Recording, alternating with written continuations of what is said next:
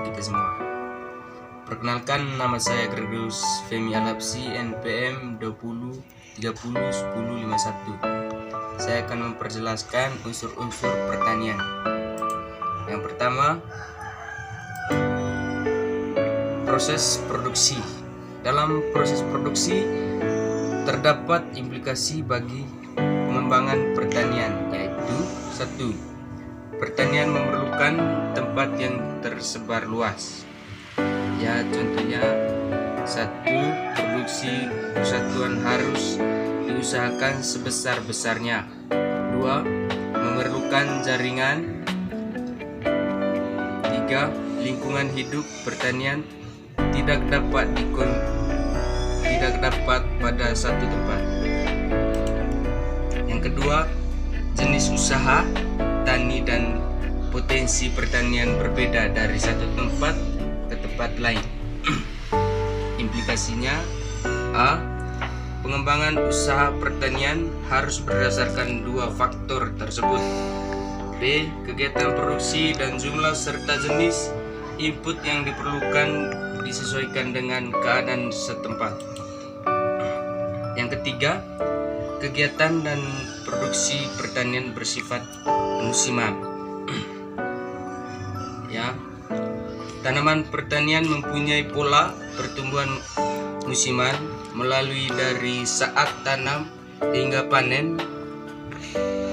Hanya pada waktu-waktu tertentu tenaga manusia diperlukan di luar kegiatan pertanian.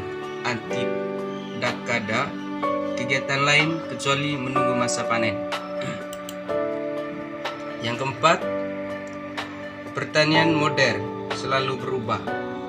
Pertanian yang dimaksud dengan pertanian modern adalah pertanian yang berupaya sesuai dengan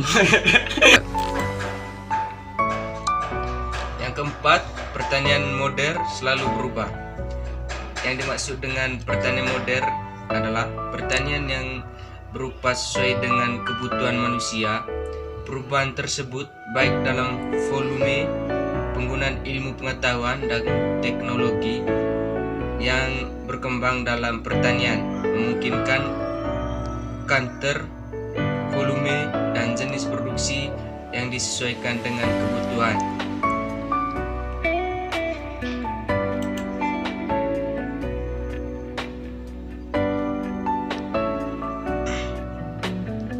Ciri pertanian modern adalah pertanian progresif. Petani selalu merasa tidak puas dengan apa yang telah mereka dapatkan. Mereka terus mencari penemuan-penemuan baru yang lebih baik dari sebelumnya, sehingga akan terus terjadi perubahan petani. Ya, sekarang bagian 2, bagian petani. 1. Petani sebagai tenaga kerja. Petani sebagai tenaga kerja memelihara tanaman dan ternak. Pada tanaman, pemeliharaan meliputi menyiapkan benih, menyemai, menanam, menyiang, mengairi, memupuk, melindungi tanaman dari hama dan penyakit. Yang kedua, faktor-faktor yang mempengaruhi kebutuhan tenaga kerja dalam pertanian. Ada beberapa faktor. 1. Jenis tanaman yang diusahakan. Tingkat pengelolaan usaha tani.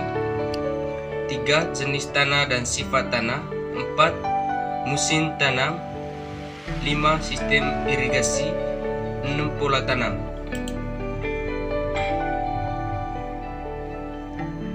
Faktor-faktor yang mempengaruhi kebutuhan tenaga kerja dalam pertanian. Petani sebagai manajer. Dengan makin majunya pertanian dalam melaksanakan kegiatan pertanian, harus lebih memusatkan pada aspek pembelian dan penjualan. Konsep manajer harus memutuskan. Contohnya 1. Apakah akan membeli benih tunggal? 2. Apakah akan digunakan tenaga kerja tambahan dalam usaha taninya. 3. Beberapa banyak hasil pertanian yang akan dijual dan kepada siapa hasil akan dijual.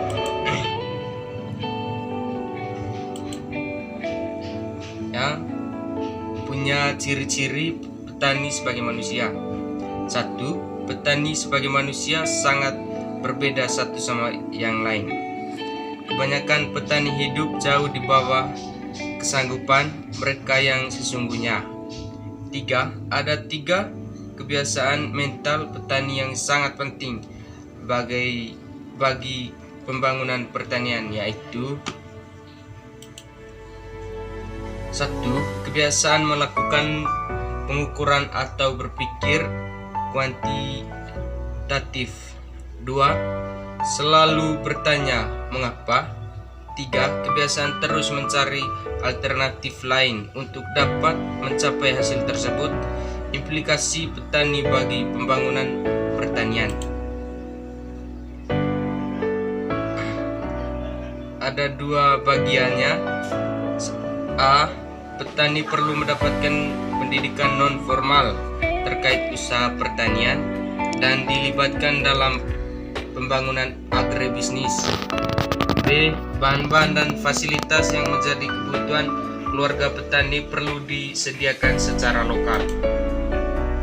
Lahan yang dimaksud yang ketiga, tentang bagian yang ketiga, lahan. Lahan adalah sebagian dari permukaan bumi di mana seorang petani atau badan usaha pertanian melakukan usaha pertaniannya.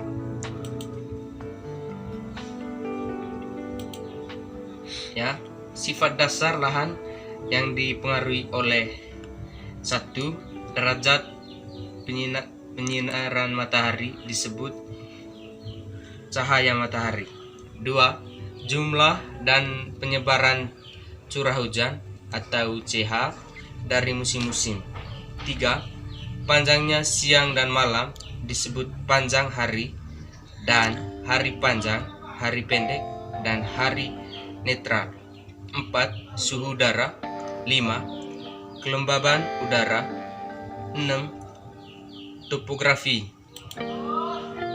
Lahan yang semula marginal setelah diusahakan dengan pengelolaan yang baik maka akan menjadi lahan subur.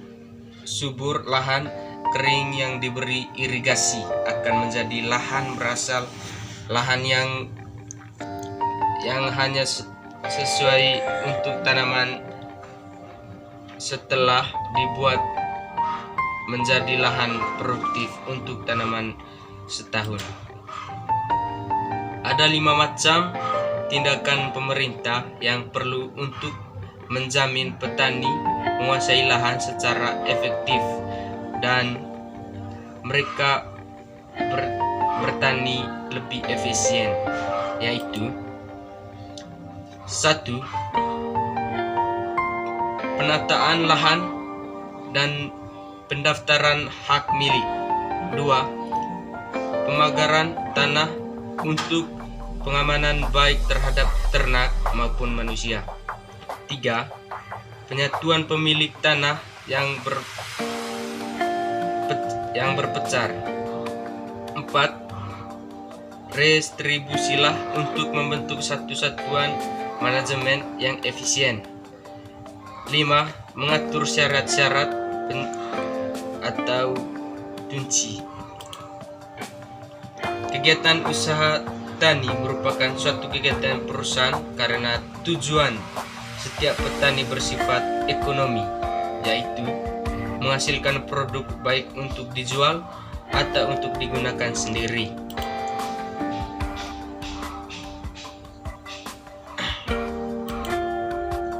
Dari sektor kegiatan ekonomi terdiri dari perangkat lunak, software, meliputi pengetahuan, keterampilan, teknologi, dan insentif, dan perangkat keras, hardware, meliputi sarana produksi dan peralatan pertanian. B. dari lingkungan alam terdiri dari unsur-unsur alam seperti sinar matahari, sathara, perubahan suhu, cuaca, dan tanah. B. Agribisnis. Secara vertikal, kegiatan dalam sistem agribisnis dibagi 4 subsistem. Yang pertama, pengadaan pemasukan sarana produksi seperti bibit, alat-alat pertanian, makanan, ternak, dan sebagainya. 2. Kegiatan produksi seperti tanaman, ternak, dan sebagainya. 3. Kegiatan pengelolaan atau presentasi hasil pertanian. 4. Kegiatan pemasaran dari penjualan implikasi usaha sebagai perusahaan.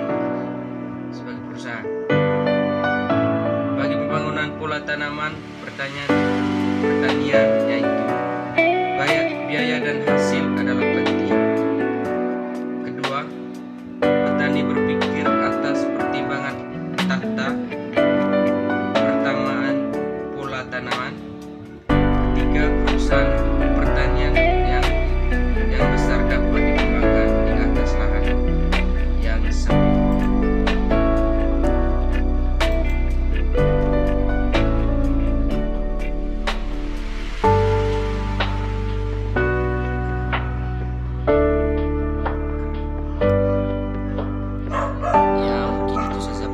Dari saya tentang unsur-unsur pertanian. Jika ada kata-kata yang tidak berkenan di hati yang mendengarkan, saya mohon maaf sebesar-besarnya. Yeah.